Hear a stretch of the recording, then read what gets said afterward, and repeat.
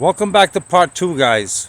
In this video here, I'm going to show you how I'm going to do the front door and how I'm going to put the back so I can have a window for ventilation. I appreciate in part 1 all of your suggestions and your comments. Thank you. There is quite a few of you that left some really nice comments that made me open my eyes to certain things before I made more mistakes. So let's get into this one.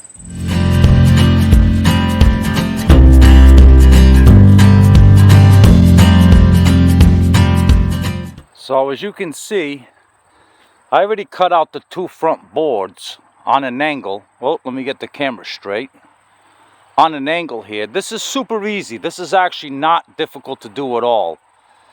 And I'm going to show you guys, because I'm going to be building actually the front and the back. But I'm going to show you guys how easy it is to come up with that angle and how to also make your door. But before we get going, I want to give you guys the measurements once again. It's important for you to have the measurements. This is a teaching video, so the measurements are important. So the side rails there, if you watched part 1, you already know, but for you new guys that are watching just part 2, the side rails are 8 feet long, which I'm talking about the 2x4, 8 foot long. The front 2x4 is 6 foot long. Now, these 2x4s here that are going to the top, they are 7 feet long. And all these measurements are important for this size of greenhouse with the cattle panels.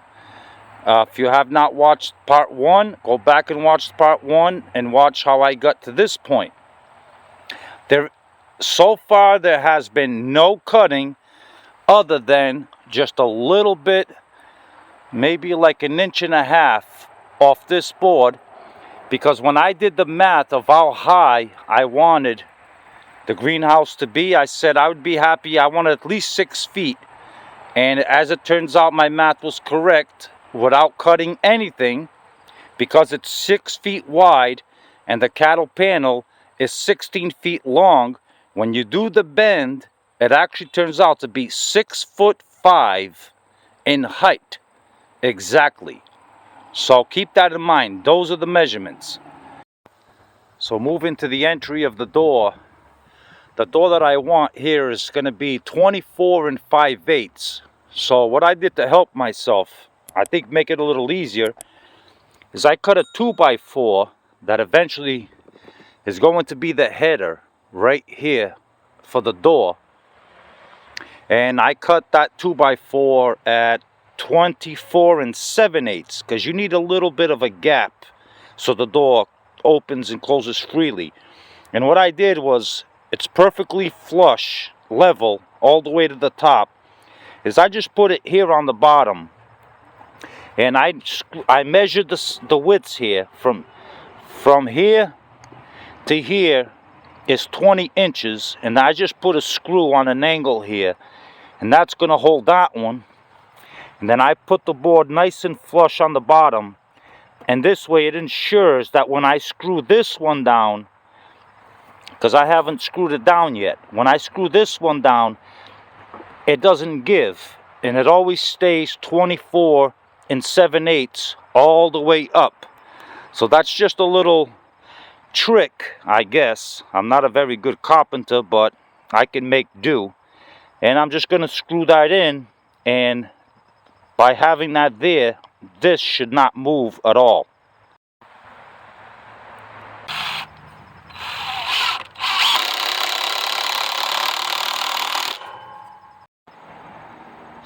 So the top over here, basically once I made the cut, if you could see that, it's on an angle.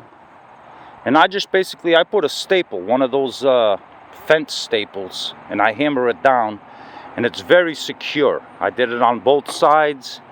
I did it in the front as well. So that's going to hold it really nice. It's nice and flush, so there should be no rips on the plastic. And I will be covering this with some plumbing noodles. So one other thing I want to point out is I decided that I was going to use zip ties. And like I asked you guys in the comments in the first video, was for suggestions, because I don't know really what I'm doing. And Robert, Homestead Aquarius, he made a great point on saying that I should go with the hog rings, because zip ties, they are eventually over time they will decay with the sun. So I do have my pneumatic hog ring gun, and I decided to take his advice. I mean, this thing is pretty sweet. I have it.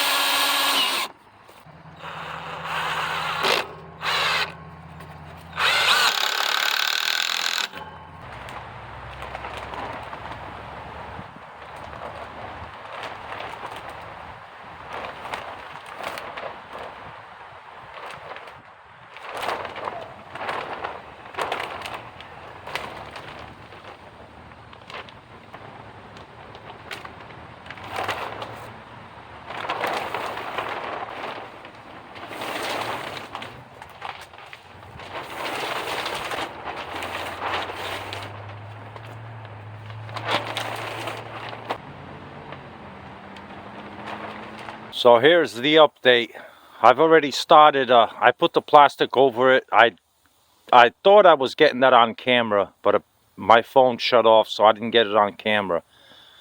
Sorry about that, guys, but I do have the plastic on. It's nice and tight, and what I'm doing now is I'm taking this old pallet wood and I'm just cutting boards, and I'm tacking the plastic to make sure that this plastic stays and it's not going anywhere. I'm doing it all along. I'm going to fill in a piece here in the middle. And basically this is, let me give you guys a piece of advice. Is I found it that down here, when you stretch the plastic, you should have to make your life a lot easier, have a handheld stapler. So as you tighten the plastic with your foot, or if someone's helping you, you staple it. And then once it's secure in place, like you see here, then you can go back and you can put your board to, you know, and nail it or screw it to make sure the plastic stays. That will make your life a lot easier, trust me. But it is up. It's nice and tight, as you can see. It is nice and tight. And now all I got to do is just finish up putting the boards all along the whole trim. I still got to do the back. And then just trim out the plastic where I don't want it, because I don't want that dangling there. It looks ugly. I'll trim that out. And I'll bring you back when that's done.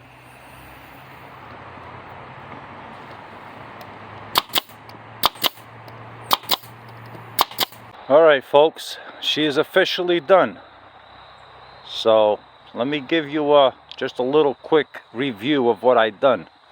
Did get everything trimmed off. It looks nice and clean. I got the front door on, and let me give you a little look on the inside. Oh, and one thing throughout part 1 and 2 that I didn't mention is, you see how I use this plumber? This is like a pipe insulation that plumbers use, and I did use that on the edges in the front and also in the back. So when the plastic sits there and I'm tightening it and even draping it over the edges, that it doesn't, make sure the plastic doesn't rip. I didn't use any of that in the middle. I found it wasn't necessary. But definitely on these edges here, you want to do something like this, some kind of insulation. Not very expensive, but I would recommend that. Let me show you the inside real quick. Now, I'm not sure what I'm going to be doing for the outlay. I have ideas. But this is what it looks like on the inside. It's actually very, very cozy in here. It's probably about 15, maybe even 20 degrees warmer in here than it is outside. But I am going to be, I haven't decided what I'm going to do with the layout. I have ideas, which I'm already starting maybe thinking about it. But even for down there, for towards the ground, I'm going to be, I don't know what I'm going to do with that yet. But I will be making a video in the future shortly as to exactly how I'm going to set up this greenhouse in here. But as you guys can see, I'm very happy with it. You can see the construction. There's those noodles there. You know, they slide right on. They're already pre-cut. They come pre-cut. You just slide them on, and then I just zip tied them. And one tip, make sure that the heads of the zip ties are on the inside, because if you zip tie them up here, they will most likely rip your plastic. So make sure they're here. So the greenhouse is built, but I want to take this moment to thank every single one of you for participating and watching me build this throughout 2 videos. I apologize I had to take 2, but unfortunately, due to weather circumstances and some other issues, we got it done nonetheless. So thank you for the participation. If you would like to support the channel, you can always click these buttons down here. Right down here, there's a whole bunch of buttons you can click. One of them is a subscribe button to the channel, a thumbs up, a thumbs down. There's even a new button now on YouTube right down there that you can actually buy me a cup of coffee if you want. You say thanks, and you can buy me a cup of coffee. Imagine that. So, till next time, every one of you stay safe and keep your head on a 90-degree swivel.